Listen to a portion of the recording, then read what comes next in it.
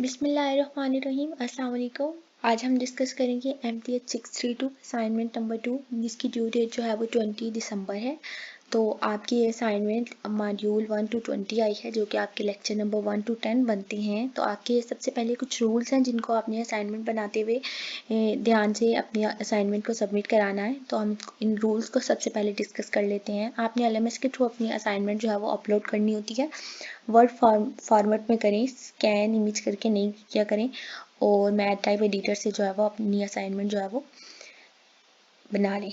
Then आपके पास question number 1 है, right what is the argument of complex number 1 plus iota की power में 4। आपने इसका आर्गुमेंट बताना है। तो आर्गुमेंट बताने के लिए आपके पास क्या तरीका होता है कि आपने सबसे पहले आपके पास पावर में 4 है तो आपने इसका स्क्वायर ओपन कर लिया। आर्गुमेंट z आपने लिखा 1 प्लस आयोटा का स्क्वायर, देन 1 प्लस आयोटा का स्क्वायर, स्क्वायर स्क्वायर आपके पास अगेन पावर 4 बन जाएगी। देन आपने इसका स्क्वायर ओपन कर लिया है, a प्लस बी का होल स्क्वायर आपके पास a square B square plus 2ab के फार्मूले के इक्वल होता है। तो 1 का स्क्वायर आयोटा का स्क्वायर प्लस 2 आयोटा, और ये आपने आगे ऐड कर लिया।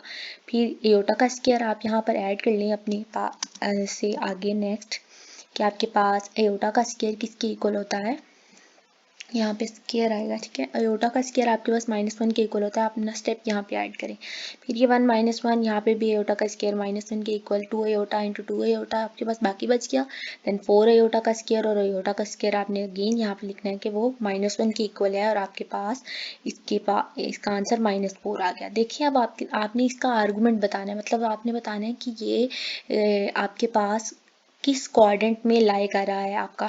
तो आप देखें z equal to X plus iota Y होता है। आपके पास जो है वो रियल वैल्यू आई है, रियल वैल्यू जो कि आपके पास बगैर अयोटा के, जिसके साथ अयोटा नहीं लगा हुआ।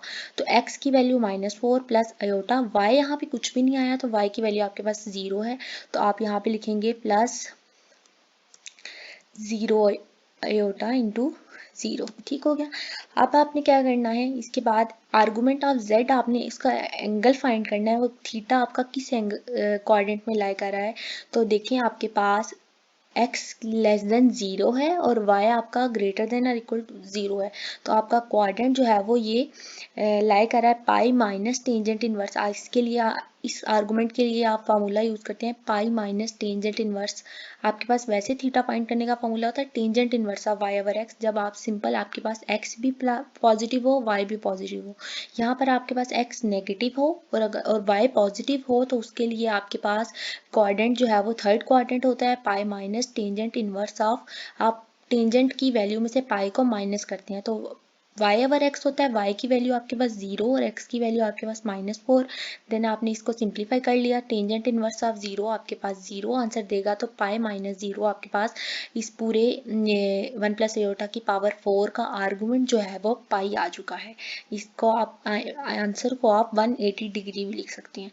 फिर नेक्स्ट क्वेश्चन है आपके पास, find the fifth root of -1। -1 का हमने फिफ्थ रूट फाइंड करना है। तो फिफ्थ रूट फाइंड करने का क्या तरीका होता है, आपने उसी तरह आप यहाँ पे लिख लें z is equal to X plus iota का आयोटा y।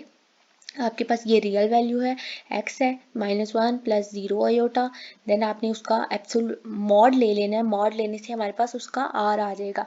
-1 का स्क्वायर हो गया, x का स्क्वायर होता है प्लस y का स्क्वायर। मॉड का फॉर्मूला आप यहाँ पे ये भी ऐड कर सकते हैं, mod of z equal to square root of X square plus Y का स्क्वायर।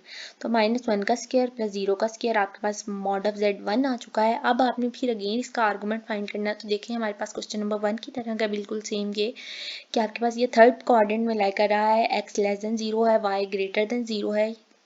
तो इसके लिए आपके पास pi minus tangent inverse of y over x होता है। आपने सिंप्लीफाई वैसे ही वैल्यूज को सिंप्लीफाई किया, y ओवर x की वैल्यू पुट की, y की वैल्यू आपके पास 0 और x की वैल्यू आपके पास -1 है। तो उसकी तरह आपके पास इसका आर्गुमेंट ऑफ z भी पाई आ चुका है।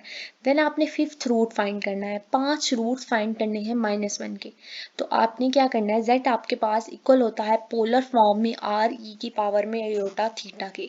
r as it is, then e की पावर आयोटा थीटा आपके पास किस वैल्यू के इक्वल होती है, cos of theta plus iota sine of theta, जिसको आप सिस भी बोलते हैं, r सिस के इक्वल होता है। अब आपने क्योंकि r की फिफ्थ रूट फाइंड करना है तो आप इस पूरे के ऊपर 1/5 ले लेंगे, देन आपके पास r की वैल्यू, ये आपके पास mod of z basically r होता है, r की वैल्यू आपके पास 1 है, 1 आपने पुट की, देन उसकी पावर में 1/5 था तो यहाँ पे हमने 1 की पावर में 1/5 सेपरेट कर लिया, देन कॉस उसका आर्गुमेंट कॉज ऑफ थीटा होता है, तो थीटा में आपके पास उसका आर्गुमेंट क्या आया, पाई आया है, तो आपने पाई प्लस 2 के पाई करना है, ये 2 के पाई उसका एंगल जो है वो इंक्लूड होता है, then similarly iota sine pi plus 2 के पाई और उसकी पावर में 1/5 आपने पुट कर देना है, क्योंकि ये तो होल की पावर में 1/5 था ये।